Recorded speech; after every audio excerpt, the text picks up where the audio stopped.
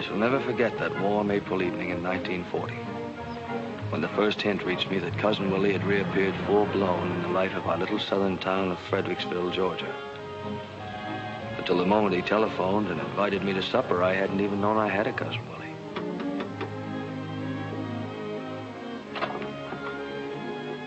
Is this Albert Marbury?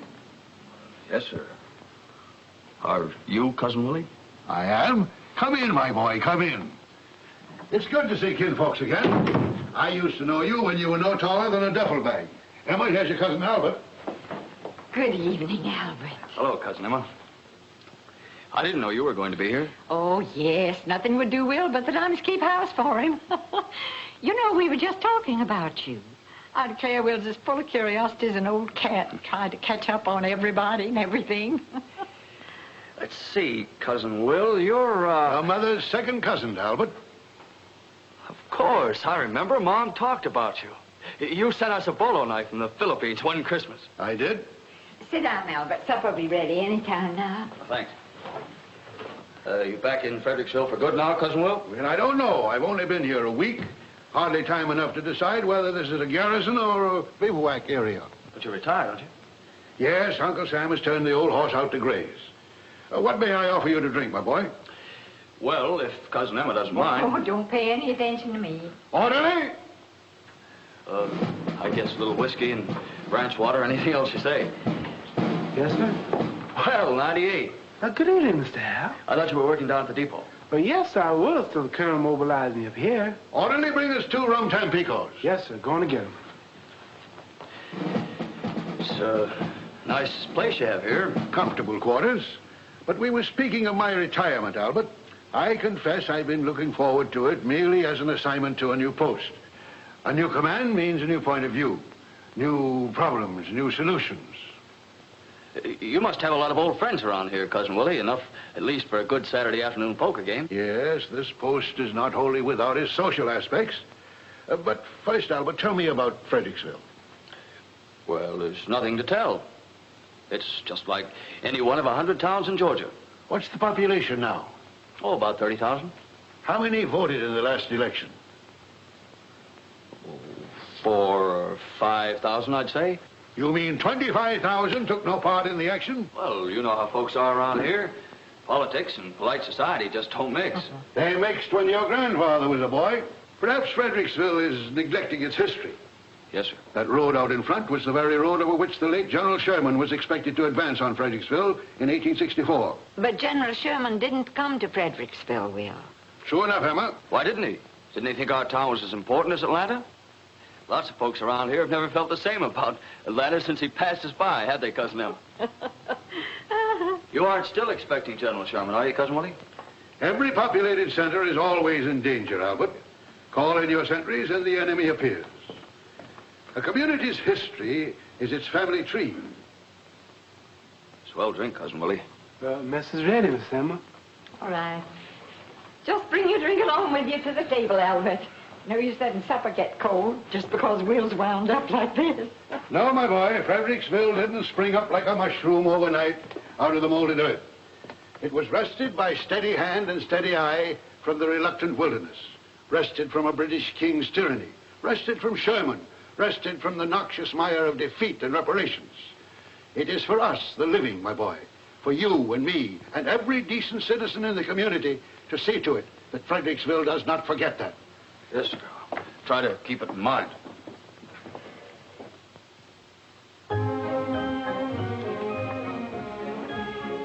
By morning, I had forgotten about Cousin Willie, for it was Confederate Memorial Day. In Confederate Monument Square, the mayor, head of the home folks party which had governed our town for as far back as I could remember, was delivering his usual glowing tribute to the lost cause.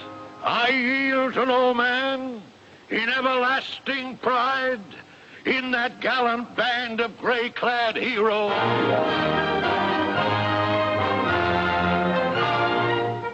With the mayor's salubrious phrases still ringing in my ears, I returned to my job under the leader. Say, how about handing this to Dewey? Sure. Thanks.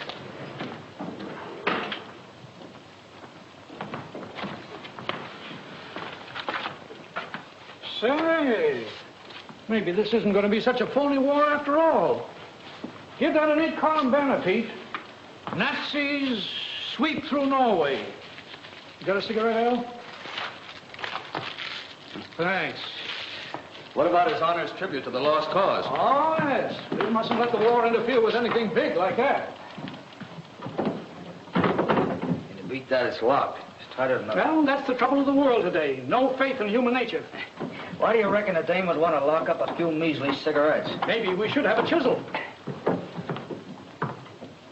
Well, there's one thing you can bet on. Miss Carey would never have done such a thing when she was society editor. Oh, Miss Carey was one swell old girl. Oh, the salt of the earth. But this new dame... Yeah, and all these fancy things here, Venetian blinds and flowers and rugs. Yeah, just like I say, there ought to be a law against women in newspaper. Louise! Yes, sir. Look at this. How come that other paper up the street gets a full-page ad from Cromarty's and we only get 6 inches? Well, I'll tell you how it is, Mr. Holmes. I know. The news supports the City Hall, and the City Hall tells Cromarty's where to spit. That's about the size of it. Well, it's got to stop, boys. It's costing us money. I want the mayor's speech on page 1, you understand? Yes, sir. What else you got on the stove, Dewey? Well, the British are getting ready to pull out of Norway. No. I mean your locals. Well, Doc Booten says they're going to change the name of the square. What square? Confederate Monument Square. Change it to what? Tulin Square, after old Pud Tulin. So they're going to name the square after that old crook. Hold up your story on that. Right, eavesdropper. Maybe she doesn't understand that he was the founder of the Home Folks Party. I understand plenty. The way he lived on the city, the poor white relatives he kept on the payroll. Isn't there anyone around here who'll stand up for what he thinks? My father was still editor of this paper. You know, Dewey, that was another nice thing about Miss Carey. You never caught her sticking her nose into men's business. Oh, Miss Carey was sure restful. A credit to pure Southern womanhood if ever I saw it.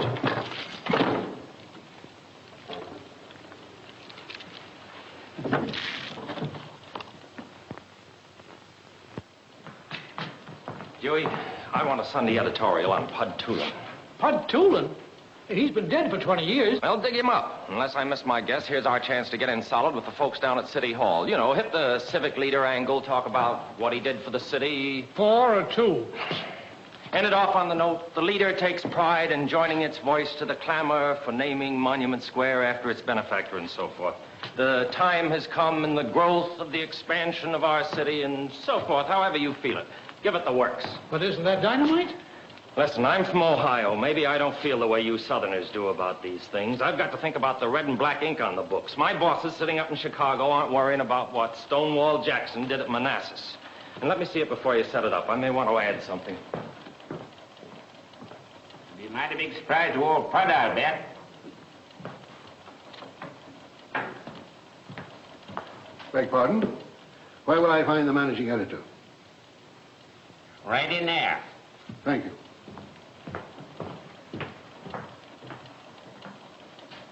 I'm Colonel Effingham, sir. W.C. Born Effingham, Colonel, United States Army, retired. Good morning, Colonel. Take a chair. Thank you. You're visiting in Fredericksville, Colonel? Not at all. I was born in Fredericksville. My father and my grandfather and my great-grandfather were all born in Fredericksville. To an Effingham, Fredericksville is home. I see. My people have always been soldiers. My grandfather fell at Chickamauga, his grandfather at Saratoga. When Beauregard fired on Fort Sumter, my own father, unfortunately, was only 9. That was a little young. I myself was wounded at San Juan Hill. I was at the siege of Panama. For 50 years, Mr. Editor, the forces of civilization had been held at bay on the Isthmus, unable to join the waters of 2 great oceans. And do you know what blocked them? Gatling guns, mini-balls, superior forces, guerrilla bands, mosquitoes. Well, perhaps one of my boys could fix up a little story for Sunday. Stegomyia fasciata. For half a century, the enemy, less than 1/4 of an inch in stature, blocked the economic march of a nation of 100 million people. It was insupportable. Well, Colonel... We blockaded General Stegomyia, to wit the mosquito. We cut him off from reinforcements. We hammered his communications. So you're back in Fredericksville for good now, Colonel? We sprayed his concentrations with oil. We screened his wells. We put 5th columns of fish in the water to attack his ammunition dumps. But more of that another day. What I'm leading up to, Mr. Editor, is the possibility of a column of war commentary in your paper. War commentary?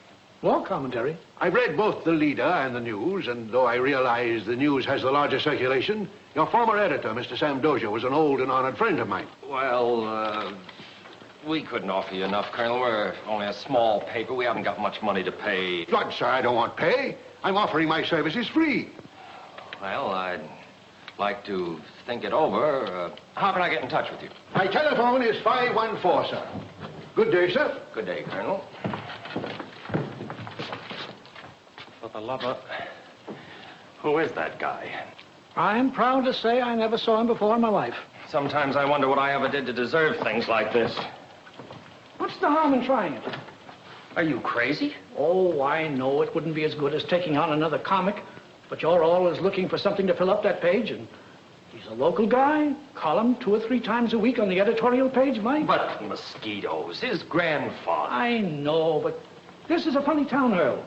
It's built around grandfathers and mosquitoes. You know, this war in Europe is picking up. Got a lot of people worried. We may be getting into it ourselves. Can't tell. In that case, a lot of the boys will be joining up. And after all, the old boy was a colonel in the United States Army. You don't get to be a colonel in peace times for nothing, you know. It might set well with a lot of folks who think we had a military expert right here in the paper. Yeah, that's... I think you ought to try it, Earl. What have you got to lose? Okay, I'll take a chance. Call it on the firing line. But if you ask me anytime you buy something for nothing, that's just what you get. Did you ever hear of a guy named W. Seaborn Effingham? What's he done? He's going to run a column in our little paper. Column? I didn't know I could write. Anybody can write, Bub. As long as we're going to do it, let's do it right. Build up the old guy 2 or 3 days before you start. Get a few informal shots of the author at work and at play. You better let me handle it. All right, take Jake along to get the pictures. No, I'll do it alone. 2 of us will make him nervous. 2 of us didn't make him nervous this morning. And for my personal information, find out the name of the last lunatic asylum he attended. I can tell him that now. Why, do you know the guy? That's my cousin Willie. Orderly! On the double. Orderly, our guest here wants a dog. Is there an animal on the post? There's old Buck, Colonel. Buck, I don't know him, but have him report here at once. Yes, sir. Oh, hello, Miss Emma. Oh, I don't know what Will's thinking about. This is the first time an Effingham has ever done such a thing. What'll people say? It's bad enough getting your name in the paper when you're born, or get married, or die. It's not my idea. He's a man of determination. Yes, the Effingham men have always been men of determination. Hey, woman, hey. Attention.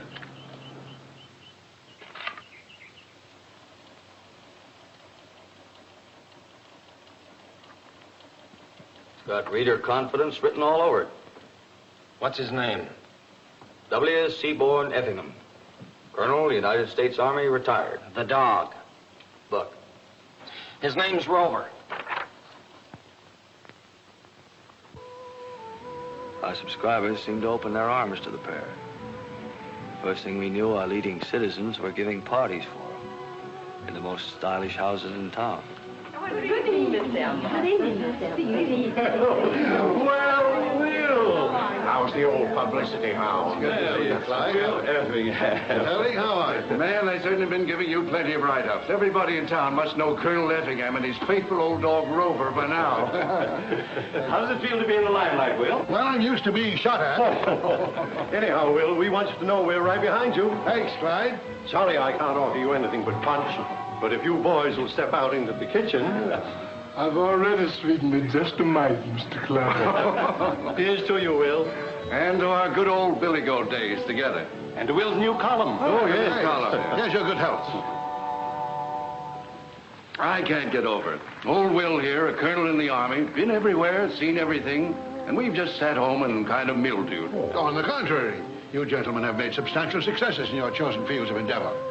Jesse and you, Sterling, presidents of flourishing banks, and Clyde, head of the Southeastern Fertilizer. Oh, we managed to keep a roof over our heads. Well, Effingham. You don't remember me. Clara Breckenbridge. Clara Miggs, now. You remember Charlie Miggs? He was at dancing school with us. He was always a lucky dog. I would have known you anywhere, Clara. Still the finest figure in Georgia. Oh, now, Will, there you go, the same old flatterer. I declare, I don't know how you ever escaped marriage. Colonel Effingham, I'm Alice Sue Dozier. I believe you knew my father, Sam Dozier. Sam Dozier, one of the most courageous editors Georgia ever produced. I rank him with Henry Grady. I'm delighted to know his daughter. You probably see a lot of this little girl now that you're fellow workers. Fellow workers? I felt some Dozier had to be on the leader. It's a pleasure to join forces with you any day, my dear. To the ladies, under whose sheltering wings lives the valor of Fredericksville. Excuse me, Alice Sue. Oh, hello, Ed. Colonel Effingham, this is Mr. Edward Bland, professor of economics in the high school. Good evening. How are you, Colonel? Isn't this our dance? Oh, I'm sorry, Ed, but I've been saving this one for Colonel Effingham. Will you dance with me, Colonel? It's an honor, my dear.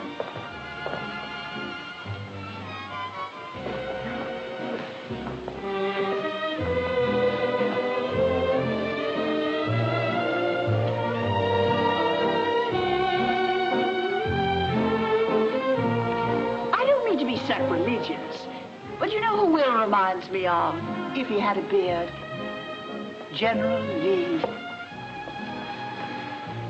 Yes, I can see the resemblance.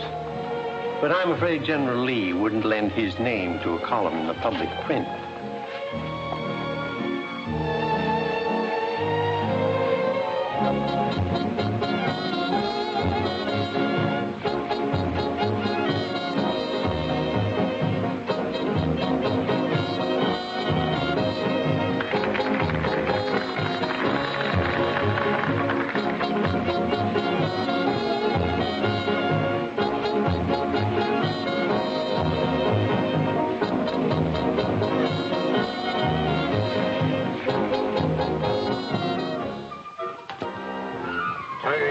Turn ye from your evil ways. Amen. Brother, are you prepared? I am. Hallelujah. Hallelujah. The end of the world cometh, brother. Are you saved? I've been saved, brother. Hallelujah. Sin will ruin you. Hallelujah, don't I know it?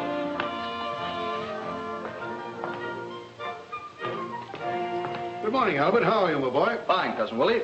How's the war going? Albert, tell me, does what's his name know about this plot? What plot, Colonel? The plot to name our Confederate square after that carpetbagger. Well, I couldn't say. The information hasn't been made public yet. Well, let's go tell him. It's time for newspapers to unlimber their big guns. Well, I can't go right now. I have to write a story. Well, I'll go see him myself. Mr. Holtz isn't here. He had to go to Atlanta for the day. Well, surely there's a second in command. No, Mr. Holtz is the man you have to see. There's no hurry.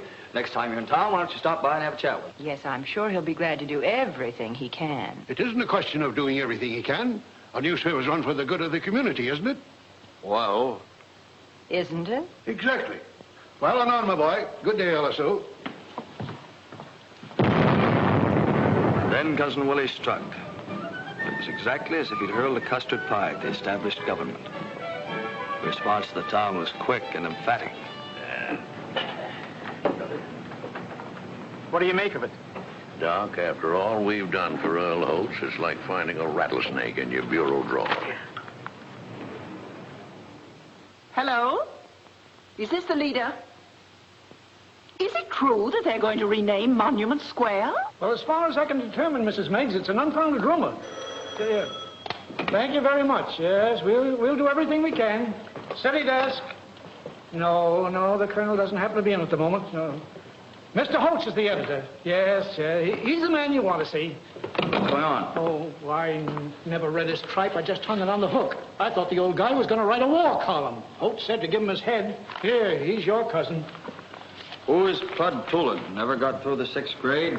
Became interested in politics when working in the cotton mills. Set himself up as head of the home folks party. Robbed this city for 20 years. How does this compare with the contribution of our glorious Confederate dead? Steady desk. Isn't it horrible? Nobody complained about the city government for as long as I can remember. And just as peace and friendship and mutual understanding was taking place between them and us. Glad you liked it, ma'am. The United Daughters of the Confederacy congratulating us.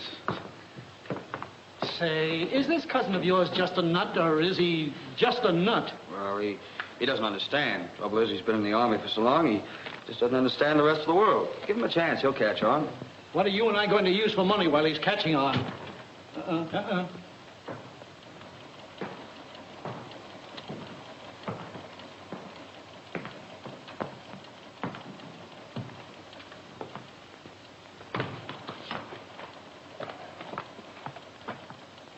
How'd it get by you, Dewey?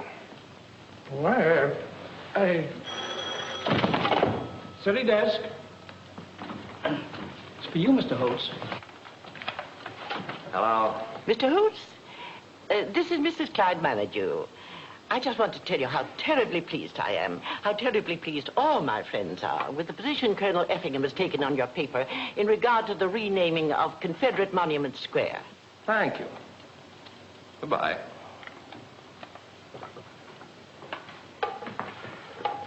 Have you heard anything from the City Hall yet?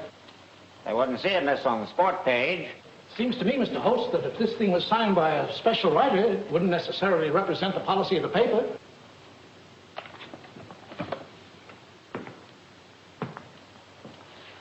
Mrs. Manido's words must have fallen so sweetly on his ear as to undermine his sense of reality.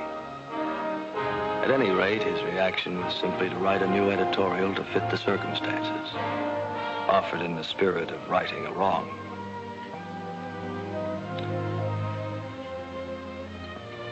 I read it with satisfaction as I ordered my sausage and hominy in the Manhattan Cafe.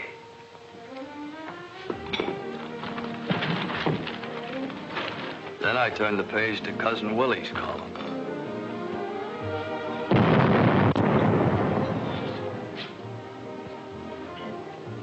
What's the matter? Coffee too hot? Listen, we shall not submit. It is not enough that we stand to the defense and hold the name of the square as it has been for near a generation.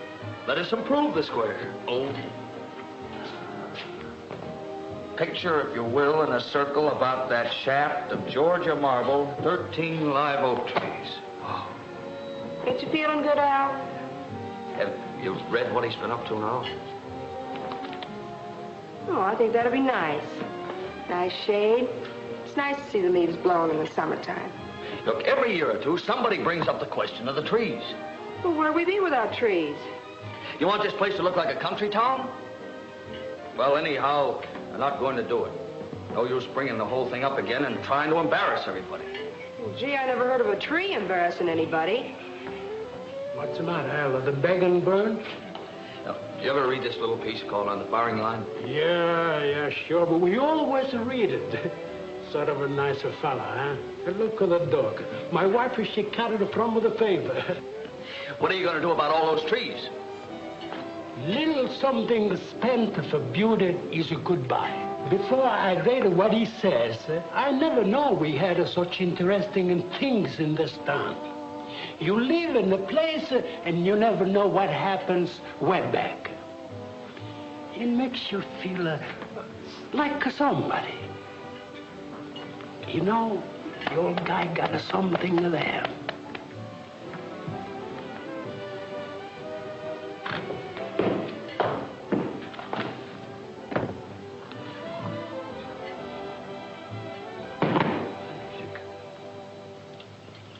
On guard.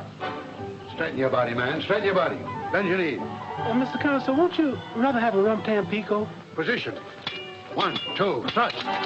Watch your feet, man. Watch your feet. Oh, Mr. Consul, I'm going to wash my feet in here, too. Come in, Albert. We're just keeping in shape. Have a seat. Cousin Willie, you know the mayor, don't you? I haven't had the pleasure of meeting His Honor. Well, the mayor's a garden fancier.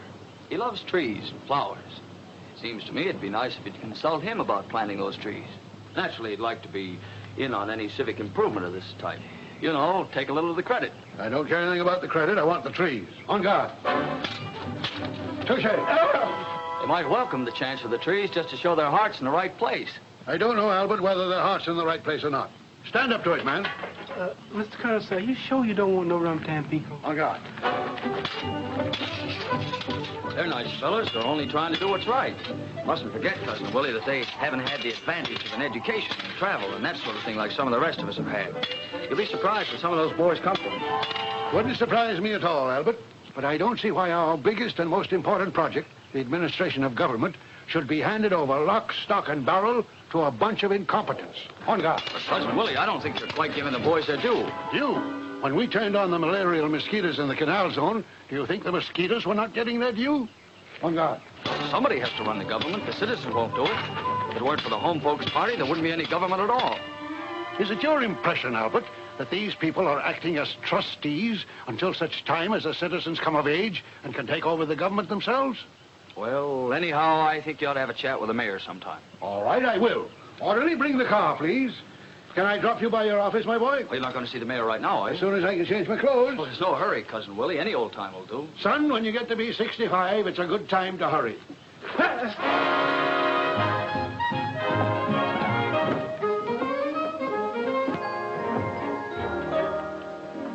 Well, your name is familiar to me, Colonel, but I can't seem to put my finger just where I've run into it before. Are you here in Fredericksville in connection with national defense? Defense of America is the nearest thing to my heart. What I want to discuss with you, Mr. Mayor, is the desirability of planting 13 trees in a circle about the Confederate monument. You write that column in the leader. I do. I knew your name was familiar to me. Well, Colonel, I tell you what you do. Now, understand there's nobody in Fredericksville that loves trees more than I do. Any kind of beautification appeals to me. But there's a water main under Monument Square that might be disturbed, and you can't dig up a water main just to plant a few trees. Now, why don't you go see Mr. Clemmer, the city engineer? I couldn't do a thing without his approval. It's been nice to see you, Colonel. Anytime I can be of service. Good day, sir. See what I have to put up with? No gratitude.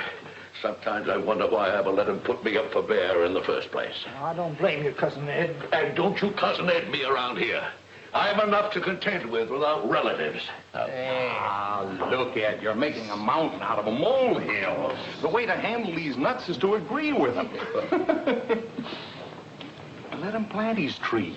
Are you crazy? Do you want to undermine the whole city government? No, certainly not, Doc. But while we're improving the park, planting the trees, we'll just go one step farther and improve the whole square by putting up the new courthouse. He'll think the whole idea is his. What do you think, Doc? By granny, I believe Joe's got something there. Yes, sir, Joe. I think we've hit the nail right on the head. From now on, this Effingham Colonel's playing second base on our team.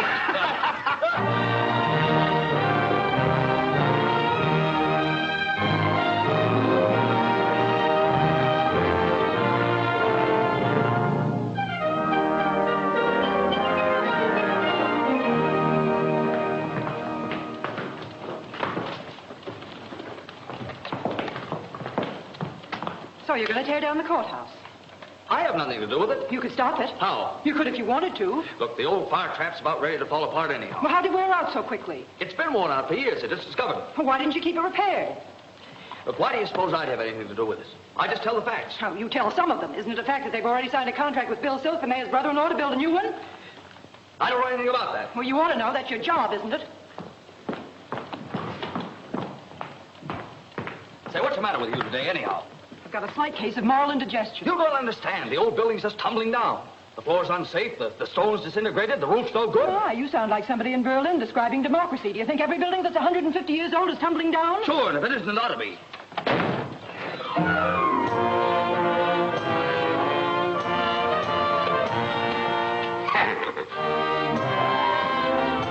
The end of the world cometh, brother.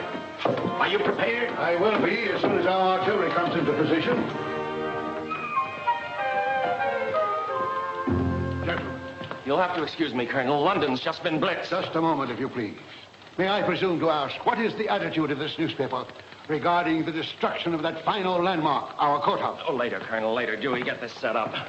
I've searched your column for a word of condemnation of this diabolical plot, but I could find nothing, sir. I'm afraid you don't understand, Colonel. The courthouse is in a pretty dangerous condition. Who says so, may I ask? The two best structural engineers in this section. Local engineers. The condition cannot be determined except by a man from out of town, one who has never even heard of this courthouse. When I was in the canal zone... Excuse me, Colonel, I just remembered a date. I had the privilege of seeing the great Miraflores locks hewn out of the jungle, one of the greatest feats of skill in that entire monumental project. The man principally responsible was a Captain Hickok, now Major, U.S. Army Corps of Engineers. Major Hickok is now retired and living in Atlanta. Let him look at this building. He'll tell you whether it's falling down or not. Colonel, nothing would give me more pleasure than to help in getting your friend this little job. But no loyal citizen of Fredericksville wants to ask Atlanta anything. Besides, there's the cost of bringing him here. But, sir, I'll get him here for nothing. Doesn't that imply a lack of confidence in the government? It certainly does. I've discussed this matter with a number of responsible citizens. And they agree that the leader, true to its name, should sponsor a movement. What responsible citizens? People you know. They'll come forward when the time is right. Never fear. I'm a newspaper man, Colonel, not an evangelist. My function is to inform our readers of what's going on in the world, not to advise them. If a group of citizens want a third engineer to look at this courthouse, bring him in. I'll print the story. That's our position. As you say, Mr. Editor.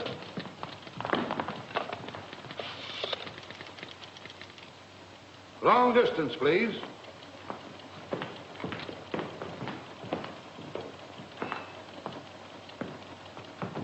You never get anything for nothing. I always did know that. You got me into this. Remember, I told you what would happen. All I said... And you, don't stand there with your mouth open. Do something. He's your cousin. I tell you, no private citizen has the right to go meddling in public affairs that don't concern him, pulling us into it. Confound it, it's sedition. Deputy Major Hickok, Walnut, 1483, Atlanta. Now, I don't want to reverse the charges. Charge it to the leader.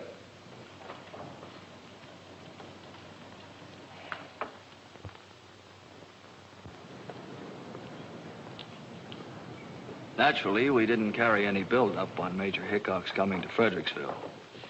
But I was detailed to accompany him and the colonel on their tour of the building, just to make sure they didn't go into a huddle and fling us a fast one. Of course, if the major should happen to agree with the local contractors that a new building was needed, it was to be a page one story with a byline. I don't quite see how this old wreck rates a society column. I'm just here on my own. Curiosity? Interest. Trying to check up, Trying to make sure I won't draw any wrong conclusions. Possibly, or print them. How do I get up onto the roof? Right this way, gentlemen.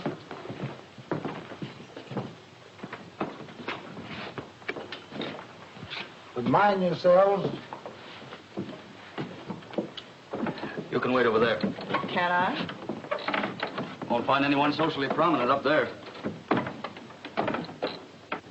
After you, my dear.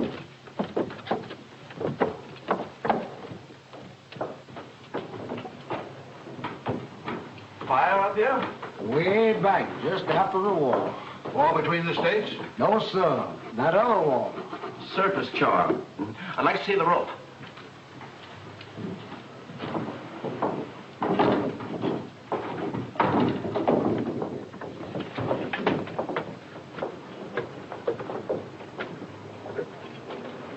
Give me a hand, will you? You don't want to go out there. You'll ruin your clothes. Sorry.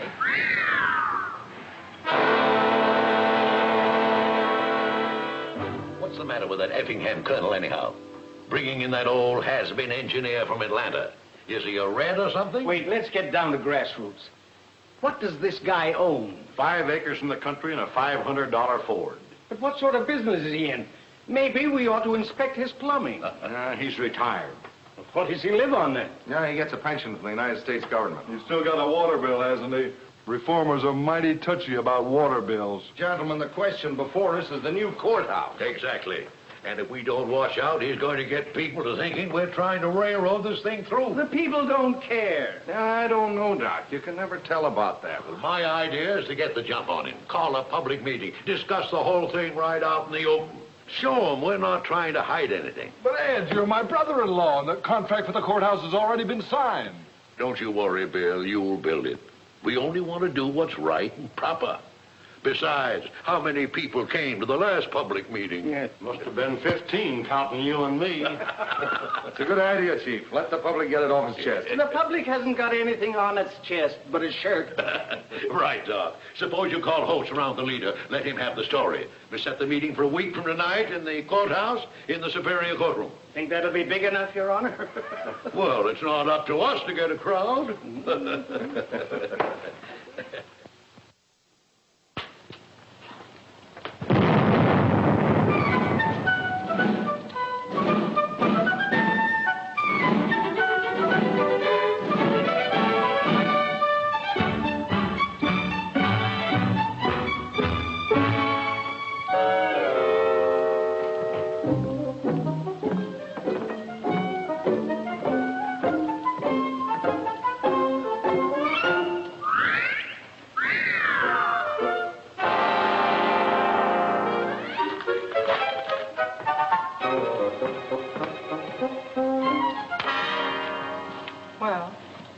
don't like subtlety.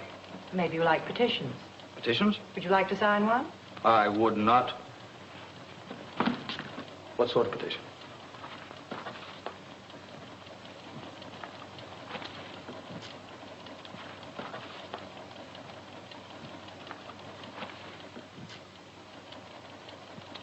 Listen, honey child, you've reached the age of reason. Do you really think free people in a free country are going to sign their commercial death warrants? I'm not asking you to sign. I asked you if you want to. I have nothing against the old courthouse. As a matter of fact, I have a personal attachment for it. Just think Cousin Willie's stirring up a lot of unnecessary trouble. He's stirring up a lot of trouble, all right. Sort of feel sorry for the old guy. He's like a rabbit, bouncing out of his nice briar patch and leaping lickety-split across the field under the muzzles of 12-gauge shotguns. More like a rabbit to sit cowering in his nest. Put it on the desk, will you?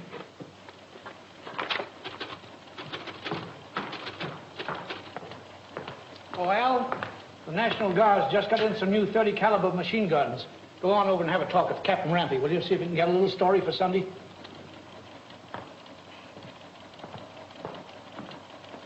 Well, it's water cooled. This is your water jacket, your hose, your water can. It fires from a belt of 250 rounds. And it fires at the rate of 500 to 550 rounds per minute.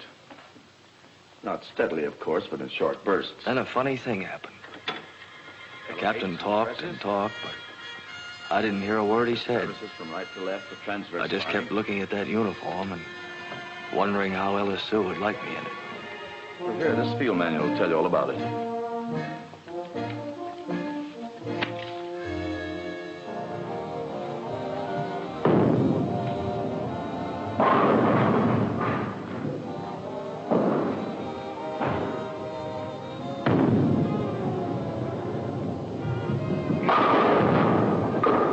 Not bad. Not at all. Well, Professor, how are you, Marbury? by the way, did I tell you? Tell me what? I've offered my services to the government. That's swell, Ed. You what? You are now addressing Private Marbury of the Georgia National Guards.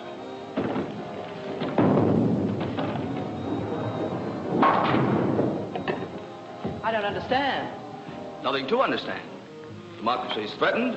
I reach for my gun. It's as simple as that.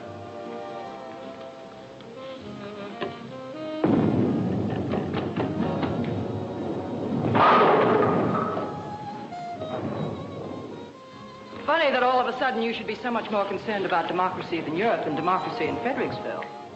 My dear girl, what happens in Europe is directly connected with what happens in Fredericksville. We can't isolate our town and forget all about Europe.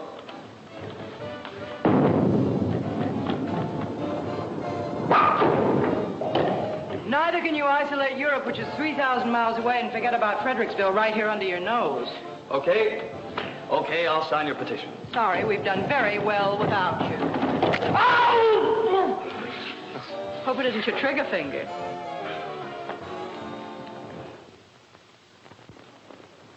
Thursday night was more fitting to moonlight and mint juleps than to public meetings. But to everyone's amazement, there was quite a turnout. We'll stay together, ladies. Mostly widows and old maid aunts. They know as much about running a town as a jackrabbit. Yeah, but they're the talky type.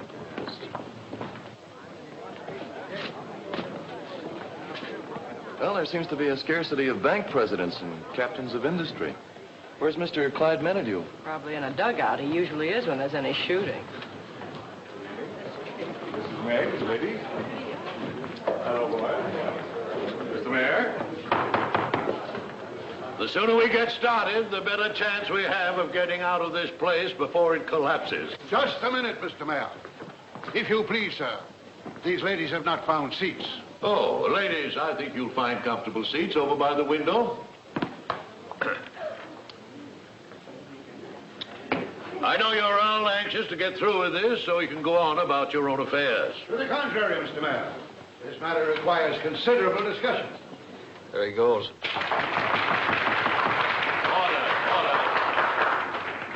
We've invited you here tonight, ladies and gentlemen, to express any opinion you may have as to the disposition of this old building.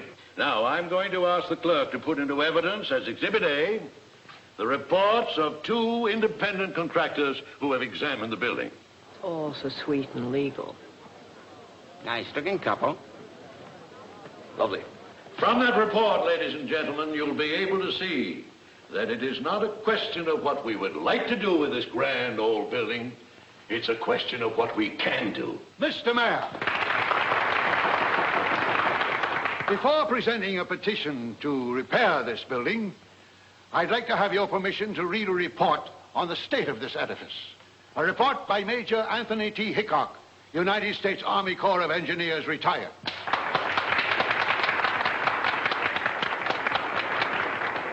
But we don't know anything about this gentleman.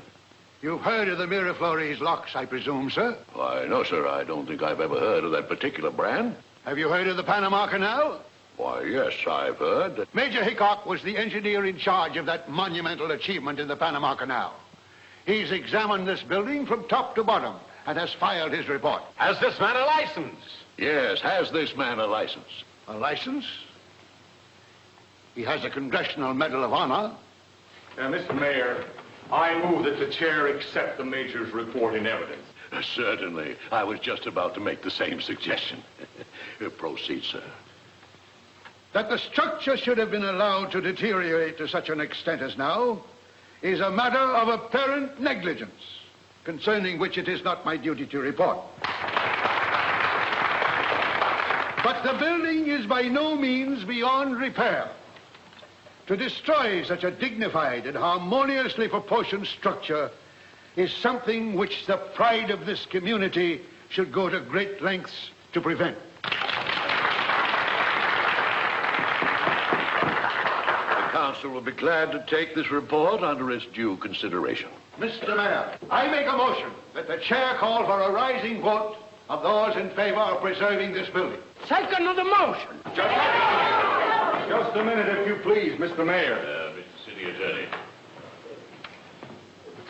May I inquire if it is in order to call upon this meeting for a vote on a matter which is entirely the responsibility of the duly elected city officials? Does a gathering of citizens require a government license to vote on a public question? Well, I don't deny the right of this or any other anomalous body to express its opinion. But that opinion must not be forced upon the council, which has had the benefit of the advice of competent engineers, known and respected by all of us. This is not a matter in which a pressure group should try to enforce its will. This building doesn't belong to the city council to dispose of as they choose. It belongs to the people of the city of Fredericksville and the county of Fredericks. 500,000 strong. I'm afraid the gentleman's idea of our population is as exaggerated as some of his other ideas. The figure is highly conservative, sir. This courthouse doesn't belong merely to the citizens of today, but of yesterday. On the steps of this building, General George Washington addressed the citizens of Fredericksville. In this very room, the delegates from the young state of Georgia assembled to ratify the federal Constitution. This embodiment of our common memories is a symbol of law and order and of democratic procedure. A symbol of what we fought the revolution for. It represents a heritage of our free government, handed down to us through perilous years. It belongs to every citizen who trod these streets before us. It belongs to every citizen who will tread these streets after you and I are gone, sir. No, the figure is not exaggerated. The only exaggeration is in naming any figure at all. For the owners of this building are as impossible to number as the generations yet unborn.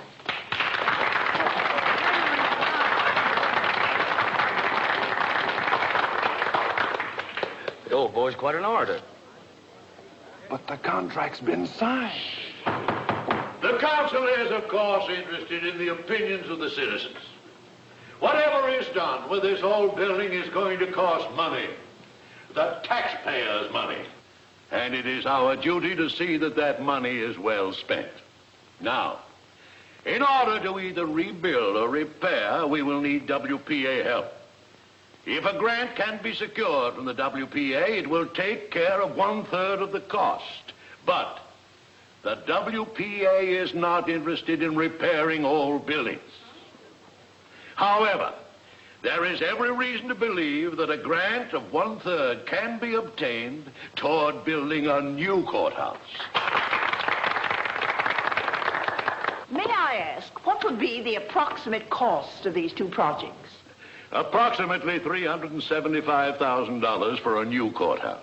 And for repairing? $390,000. You mean to say it would cost $15,000 less to build a new courthouse than to repair this one?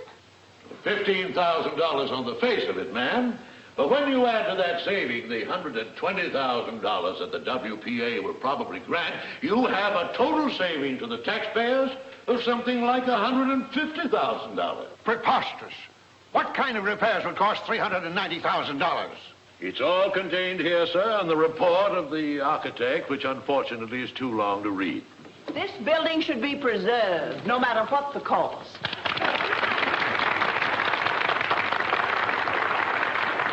I question the figures submitted for the cost of repairing this building. Objection noted, sir. Furthermore, no matter how much is spent on a new building, you cannot buy for it the history and dignity of this one. Unfortunately, the city government cannot be conducted on mere dignity. We are entrusted with the duty of providing the county with safe and proper means for carrying on its business. Has the WPA already agreed to grant $120,000 for a new courthouse? Why, I move the meeting be adjourned. I second the motion. It is moved and seconded this meeting be adjourned. All those in favor say aye. Aye. Opposed? No. Motion carried. Meeting adjourned.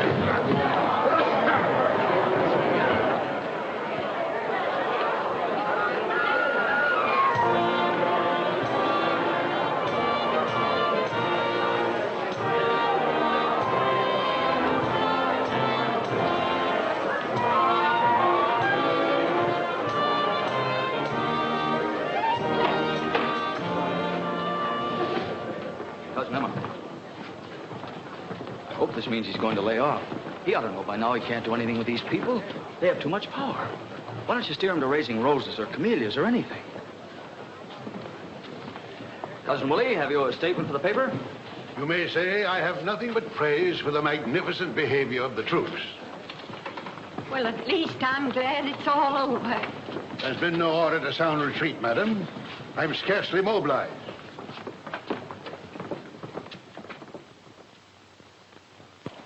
Write an editorial to go with it. Something like, since the WPA refuses to aid in financing the repairing of the old courthouse, even the most sentimental citizen will be practical enough to realize, and so forth and so forth. Lay it on thick. Hey, Chief, look at this. Full-page ad for Sunday from Cromarty's. Good boy. Yeah, well, don't thank him. Thank your pals down at City Hall. They passed the word to Cromarty's. You see, that's what comes of playing ball on the right team. See to it we keep on doing that. City desk. For you, Mr. Holtz. Atlanta calling. Hello? Colonel Effingham speaking. It's him. Yes, Colonel? Your cousin. In other words, sir, the local authorities seem to be suffering from a considerable misapprehension. The WPA has, 1, not agreed to aid in the building of a new courthouse, and 2, has not refused to aid in the repairing of the present structure. In fact, the WPA has not even been approached in the matter. Therefore, since it was this misrepresentation regarding the attitude of the WPA that caused the citizens at the recent public meeting to hesitate as to how to cast their vote, I insist, Mr. Editor, that you demand a new public meeting. I'll inform the mayor of your suggestion, Colonel. That's the best I can promise. Goodbye. Give me strength. What are we going to do with them? Why don't the officials do something? Is the whole country headed for chaos? Is he trying to start a second party here with all the wastes of campaigns? Why, some of these people have been in office since they got out of the 5th grade. They know their job. Is he trying to turn them all out on the street? You're not going to print that, are you? If we don't, the news will blow it wide open, especially when they see what we got from Cromarty's. Al, go and tell the mayor we've got to run it. Maybe they can think of something. Who, me? He's your cousin. Why did he have to come back here? Nice and peaceful and contented. Couldn't he stay in Panama with General Stegomaier? To wit, the mosquito. For your identification tag. Oh, hello. Mrs. Meggs, you know Mr. Marbury, one of our bright young reporters and one of our most patriotic citizens. Oh, yes, of course. You're a relative of my very dear friend, Colonel Effingham, aren't you? Sort of. They're devoted. Hey, Al.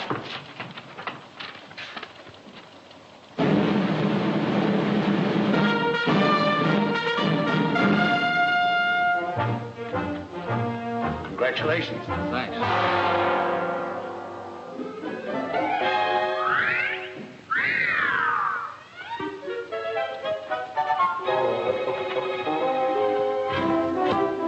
The town took it like a man. 2 or 3 people called in about the meeting, but they were mostly just surprised or sorry. There was no suggestion of resistance. My dear, the fault lies with the High Command. We made the tactical error of withholding our reserves too long. The time has now come to throw in our storm troops and our capital ships. Then you're not discouraged, Colonel? Discouragement has no more place in a soldier's equipment than an inner spring mattress. To our capital ships. Full speed ahead. And as Admiral Farragut said, you know, about the torpedoes.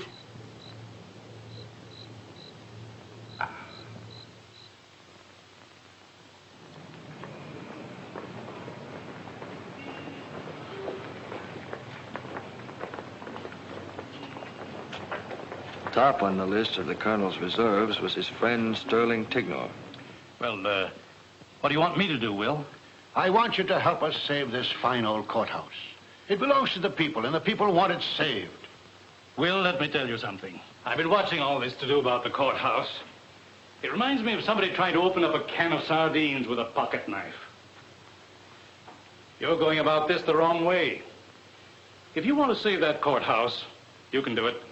Are you suggesting bribery? These are practical men you're dealing with. They listen to reason.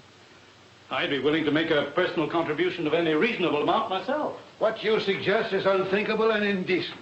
All you need do is write a letter to the paper, as a private citizen, calling for another public meeting in the light of this new information from the WPA. Write a letter to the paper? Why, don't you know if I did that tomorrow morning, the whole municipal checking account would be closed out? Nonsense. It's you fellas who are impractical. What can they do with it? They can't walk around town with the money in their pockets. They'd take it right up the street to Jesse Bibb's bank. No. You reformers don't have a sense of reality, Will. You don't seem to grasp the hard-headed facts. The hard-headed facts are, if you don't repair something that needs repairing, pretty soon you won't have it to repair. I'm sorry, but there's no use arguing about it. Good day.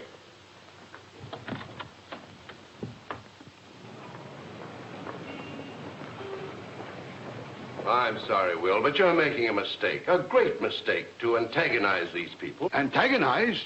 You advocate appeasement? No, but what you're proposing is that I stab my stockholders in the back. And that I most assuredly will not do. What about all the widows and orphans who own stock in the Bank of Fredericksville? Fudge, sir. What about all the widows and orphans who own stock in the city of Fredericksville? What are you afraid of, man? No citizen has anything to fear from a politician. The young men of this town will be going off to war soon. They've volunteered to serve their country in time of war. When they come home, they must be prepared to volunteer to serve their community in time of peace. To confront every enemy of progress wherever he shows his head. What sort of example are we going to set them? I'm sorry you won't see this realistically, Will. Idealism is all right in its place, Idealism is everything, Jesse.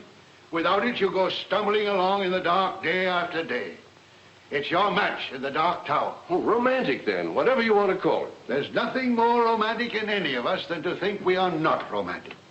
We are such stuff as dreams are made on. Well, never mind. There's one man in this town who sees things the way I do. Clyde Manadoo. He can buy and sell the lot of you bankers, and you know it. I let him call the tune. We'll see if you fellas dance. Yes, sir, I should have consulted Clyde Manadoo in the first place. He'll put a stop to this invasion.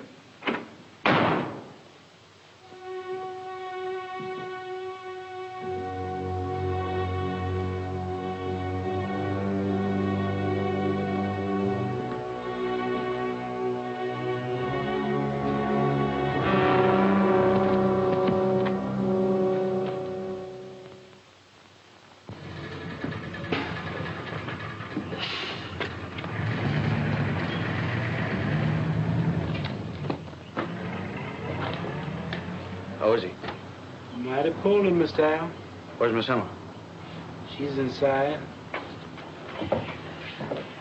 Oh, Albert, thank goodness you've come. Maybe you can do something with him. Any change, Cousin Emma? No, he just sits there staring out the window.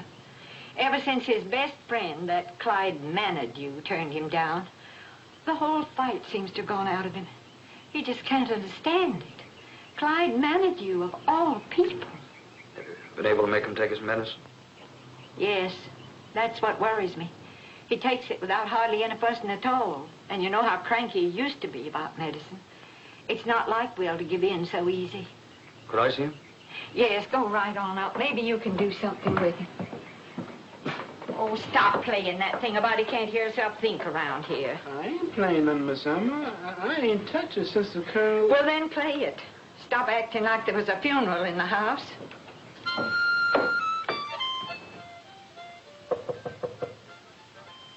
Come in. Hello, Cousin Willie. Step in, Albert.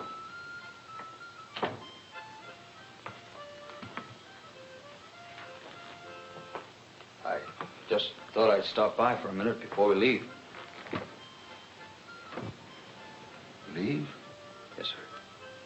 Company's pulling out at 9:30. Forgive me, my boy. I'd clean forgotten it. I'll be there. Oh, no, Cousin Willie, you mustn't do that. You better stay here and take care of yourself. Albert, I made the unpardonable error of overestimating the quality of my reserves. Oh, you mean Manitou in that crowd? Well, that's not as bad as it looks, Cousin Willie. No, Albert. There's only one phase of this whole campaign I can look back on with satisfaction. When I first saw you again, I must say you seemed as indifferent to the fate of Fredericksville as all the rest. But after you began to consider the life story of Fredericksville and realized the toil and blood and sorrow that Fredericksville had grown from, your indifference began to leave you, and you enlisted in the National Guard. Sure, Colonel, but... Now that we've come to a time of new growth when toil and blood and sorrow are again called for, I'm proud, Albert. Proud that you stepped forward among the first. The same is true of your comrades in arms. I didn't do anything, Cousin Willie. They drafted me anyway. Albert, I want you to have this. Oh, no, Cousin Willie, I couldn't take that. This was the first wristwatch in the Panama Canal Zone. It hasn't lost a minute in 34 years. Gee, Cousin Willie, that's swell.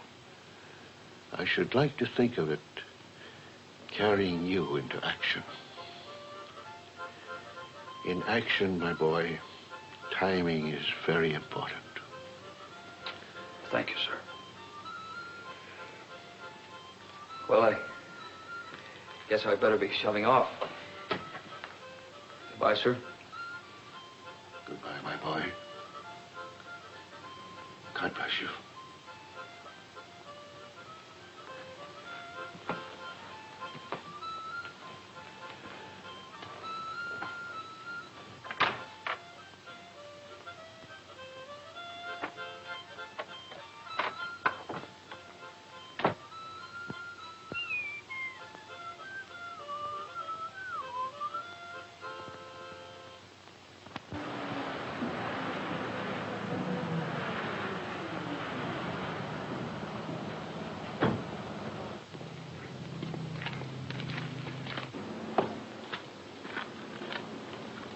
Hello, Dr. Evans. Oh, good afternoon, Albert. Say, Doc, what's the real lowdown on the Colonel? Well, I'll tell you, Albert. He ought to be in a hospital, but I can't do a thing with him. He refused to budge from the house. Is he gonna get well? Not unless we can put some fight back into him. Give him something to get well for. The way he is now at his age, it's hard to say. But we'll do our best. Goodbye.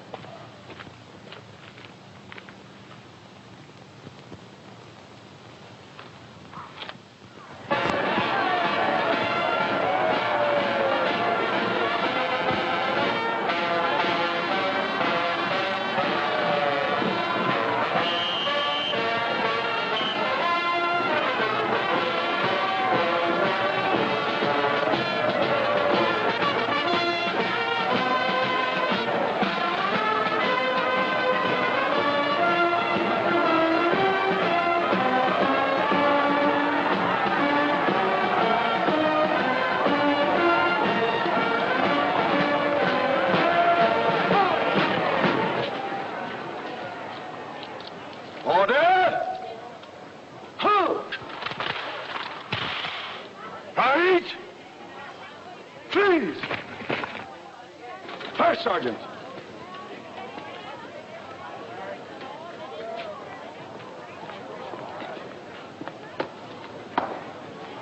Dismiss the company. Yes, sir. Inspection, hunt! Foot, hunt! Dismissed.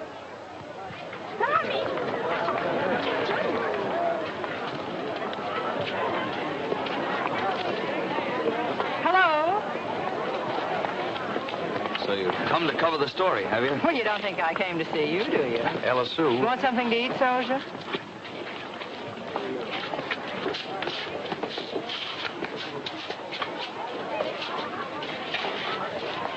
Have you a statement for the press? Only that I wish to convey to our esteemed city leaders my heartfelt appreciation for this delicious barbecued pig, without which democracy as we have known it in Georgia...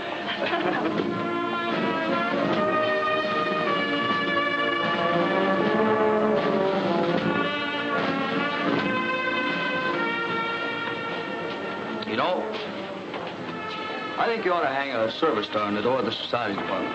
Why? You got me into this. Me? Thought you'd like the uniform. Oh, Albert, this is so sudden.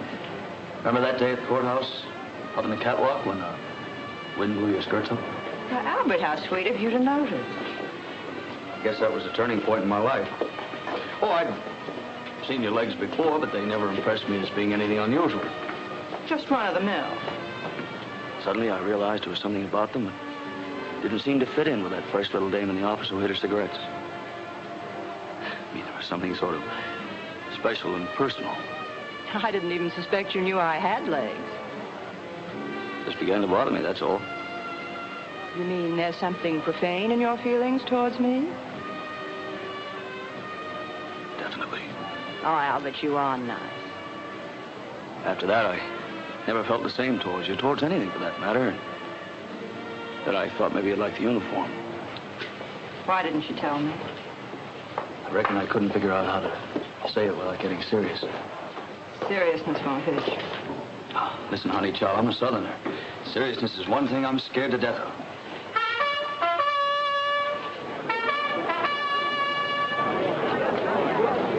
Ladies and gentlemen, it is my privilege and distinguished pleasure to present His Honor, the Mayor.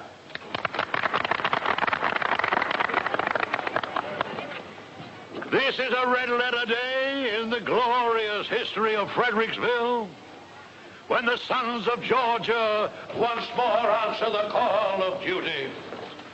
Words fail me to express the gratitude that we, the citizens of this community, feel for you young men who are going forth like your fathers of old to preserve and protect our way of life and the ideals of government of the people, for the people and by the people.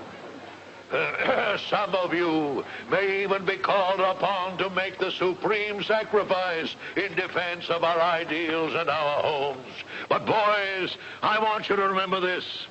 You can always count on the folks at home. And when the war is won, you come marching back in triumph, you'll find the home folks right here waiting for you. And the home folks party.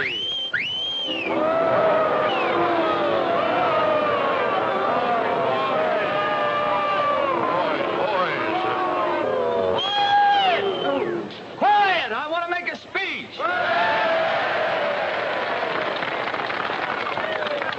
I've listened to all the bunk I want to. We guys are going out to do a job that's got to be done. Maybe we won't get back in time for the next election.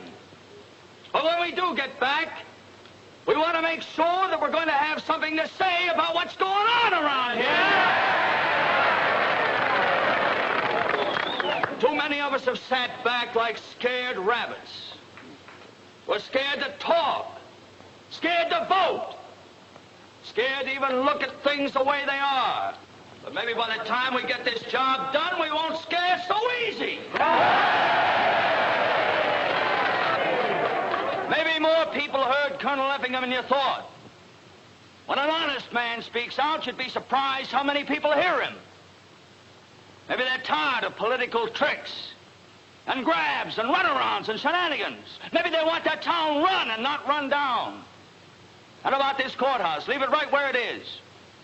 See to it that it's fixed up by the time we get back. If it's not fixed up, we're gonna want to know why. And leave Monument Square alone, too. We had enough of pud tooling while he was here in person. Am I right, fellas?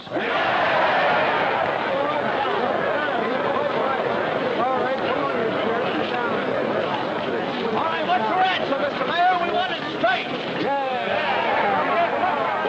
Boys. And we want it right here in front of the whole town, so there'll be no stalling. Well, Come on!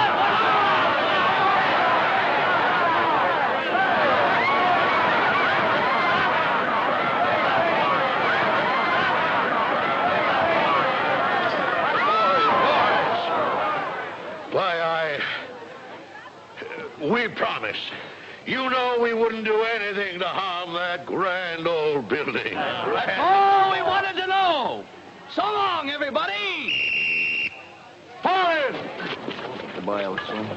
Darling.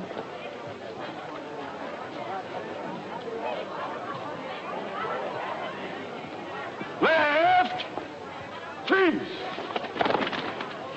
Right shoulder. Huh.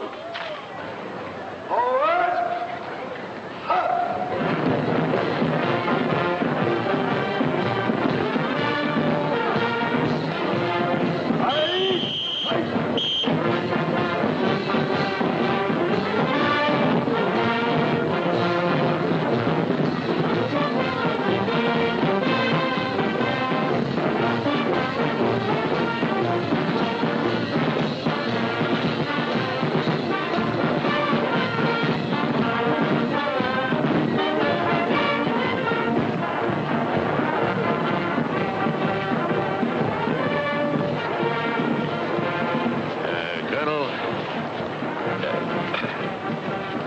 I'm sorry, Will.